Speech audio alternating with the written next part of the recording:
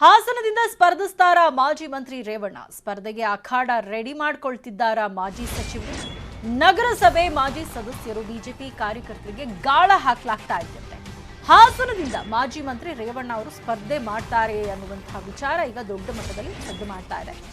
ನಗರಸಭೆ ಮಾಜಿ ಸದಸ್ಯರು ಬಿಜೆಪಿ ಕಾರ್ಯಕರ್ತರಿಗೆ ಜೆಡಿಎಸ್ನವರು ಗಾಳ ಹಾಕ್ತಿದ್ದಾರೆ. ನಗರಸಭೆ ಮಾಜಿ ಸದಸ್ಯ ಬಂಗಾರಿ ಮಂಜು ಜೆಡಿಎಸ್ಗೆ ರೇವಣ್ಣ ಭವಾನಿ ರೇವಣ್ಣ ಸಮ್ಮುಖದಲ್ಲಿ ಜೆಡಿಎಸ್ ಸೇರ್ಪಡೆ ಆಗಿದ್ದಾರೆ. ಹಾಸನದಲ್ಲಿ ಮತದಾರರನ್ನ ಭೇಟಿ ಆಗ್ತಿದ್ದಾರೆ ಭವಾನಿ ರೇವಣ್ಣ ಅವರು. ಅವರ ಇಡೀ ಕುಟುಂಬ ಈಗ ಹಾಸನದಲ್ಲಿ ಫುಲ್ ಆಕ್ಟಿವ್ ಆಗಿರುವಂಥದ್ದು. ನಿಡೂಡಿ ಗ್ರಾಮದಲ್ಲಿ ಪ್ರಚಾರವನ್ನ ಮಾಡ್ತಿದ್ದಾರೆ ಭವಾನಿ ರೇವಣ್ಣ ಅವರು. ನಾನು ಅಥವಾ ರೇವಣ್ಣ ಸ್ಪರ್ಧಿಸ್ತೇವೆ, ನಮಗೆ ಬೆಂಬಲಿಸಿ ಅಂತ ಮತದಾರರ ಬಳಿ ಮನವಿಯನ್ನ ಮಾಡ್ತಿದ್ದಾರಂತೆ ಭವಾನಿ ರೇವಣ್ಣ ಅವರು.